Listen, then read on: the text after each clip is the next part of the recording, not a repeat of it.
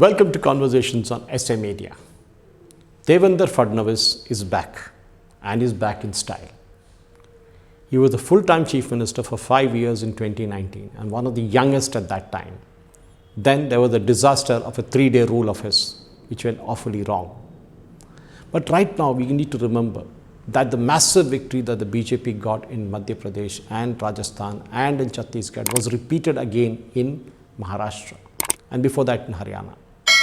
In each of the cases, those chief ministers were credited with it. And definitely, this win needs to be credited to Devendra Fadnavis. He was the backroom boy, kept quiet for 2.5 years as Shinde ruled the roost. But now, with 132 seats in their pocket, the BJP has every right to demand that their man should be the chief minister. And he was sworn in on Thursday evening in Mumbai, in the presence of Prime Minister Shri Narendra Modi and the entire top brass of BJP, including Amit Shah and Rajnath Singh and Nirmala Sitharaman. Right through 2019 Assembly campaign, that is the last Assembly campaign, Devendra Fadnavis kept saying in Marathi, "Mi punha ye," that or I will be back. And he also said a couplet later when the government fell and he was speaking in the Assembly, he said, "I am like a wave, I'll come back, and I'll come back for sure," and he came back in style. Now with the Mahayuti government forming the mark in Maharashtra and making it past almost 230 seats, the time has come for Devendra Fadnavis to walk his talk. He was repeatedly taunted by his rivals. He was also rubbed it when Eknath Shinde became and was the chief minister and he was his deputy, even though he was senior to him. But finally, he's back in style. 132 seats for BJP and 230 for the Mahayuti alliance. Devendra Fadnavis was the backroom boy who did all the calculations right after the 2024 Lok Sabha election went awfully wrong for the Mahayuti. He knew that the vote difference between the BJP-led alliance and the Congress-led alliance in the 2024 election was just 1%, or rather 2 lakh votes.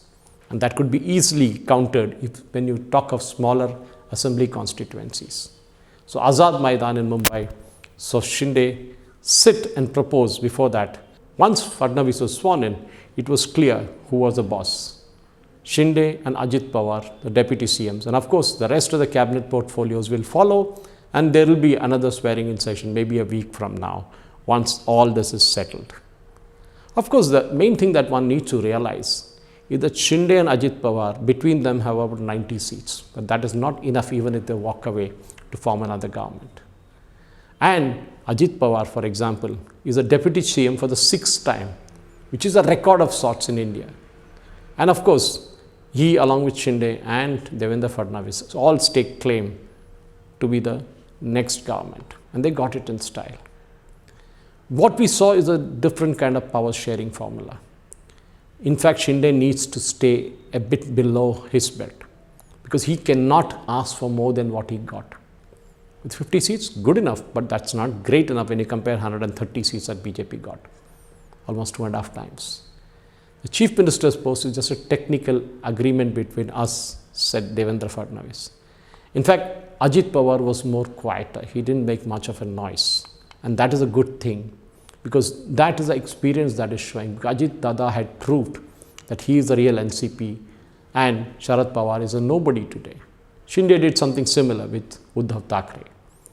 But what was most important was the faction led by NCP that actually had walked out of the alliance in that short-lived government in 2019. So Ajit Pawar then remarked that this time it won't be for a short span but for 5 years, and he proved it right. In fact, Ajit Pawar's, as a deputy chief minister, as I talked about before, as a record 6th time, he had earlier it was Wilfred D'Souza in Goa, who had 4 terms as a deputy, while Sushil Kumar Modi in Bihar was again 3 years, and Sukhbir Badal in Punjab also 3 times.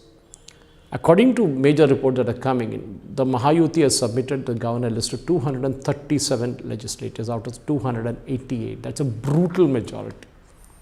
And there's nothing that the Congress or NCP Sharad Pawar or Uddhav Thackeray can do now. They just need to sit without even having an opposition leader. There's no number of MLAs are not enough for any of those three to get a leader of opposition status. The entire thing that was done the day before yesterday was kind of coordinated by Union Finance Minister Nirmala Sitharaman and former Gujarat CM Vijay Rupani, who were sent as emissaries to make sure that everything was ironed out. And the party, BJP party National Secretary Vinod Tavade was also present. In fact, at that meeting itself was the name of Fadnavis was proposed, and it was decided that it would be Fadnavis who would be sworn in. And the name of the party legislative leaders and other things are all coming in. And that will make sure that this is going to be a very, very stable government. In fact, JP Nadda and Amit Shah worked behind the scenes too, during the elections and after it, to ensure that there are no last minute hiccups. In fact, people of Maharashtra have voted for the development and work of Modi and Shah, and that's what Fadnavis said. And the Mahavikas Aghadi will take that to the logical end. The many benefit schemes that the government can afford because of the kind of state GSDP, which is huge compared to other states. And definitely, as an administrator, Fadnavis has lots of experience of 5 years, and Ajit Pawar even more. So in all possibility, the finance portfolio will go to Ajit Pawar, and the home might go to Shinde, but we'll have to see that. As the Rashtriya Swayamsevak gets ready to celebrate its 100th years, it's got a gift that it could only dreamed of having one of its Swayamsevaks as the Chief Minister in the state where it was born. And definitely that Swayamsevak, Devendra Fadnavis, has walked his talk. Fadnavis is actually a man with a deep ideological moorings in the Sangh and a serious political upbringing in the BJP. And now as he gears up for his innings in front of him, he brings up a vastly educative experience, a real roller coaster ride that he had for the past 5 years, having been seen Uddhav Thackeray being sworn in and then Shinde being sworn in. He has gone through many moods, experiences and exhilaration. In fact, when the Shiv Sena BJP combined won 161 seats in 2019 assembly elections, fought under his leadership, he did not become the CM because Uddhav Thackeray wanted. He walked out of the alliance, went to the Congress, went to the NCP Sharad Pawar, and we know the rest is history. Today, Uddhav Thackeray is literally wiped out from the map. And that's what happened.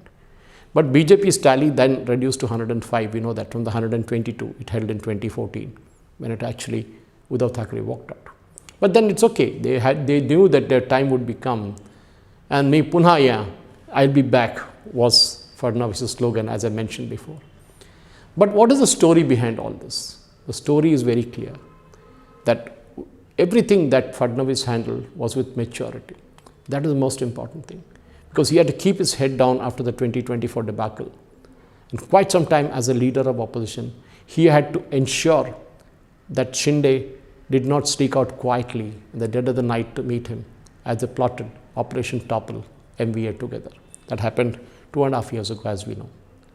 For 1.5 years, Fadnavis, along with Shinde, worked on the Shiv Sena legislators to get them to switch over and restore the popular mandate which BJP Uddhav Thackeray team had got. Of course, we all know what happened subsequently, and the case went to the Supreme Court, and the Supreme Court did not take a decision in time, and now everybody is blaming, especially the opposition is blaming Justice Chandrachud for it. God knows why just Chandrachud is being blamed for it. There are similar cases in Telangana which never saw the light of the day. No speaker took a decision, but nobody blamed anybody here. At least the Congress didn't blame them. That is the most important thing. And now as we see the Mahayuti come to power with one CM and 2 deputy CMs, the question is, what is going to happen from here on? Will the Maharashtra elections have a bearing on Bihar? Yes, it will surely have.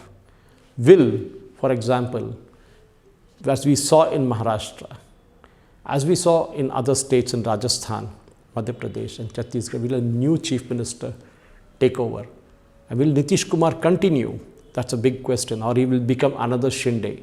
Because he earlier had announced that he would not be contesting elections again last time around.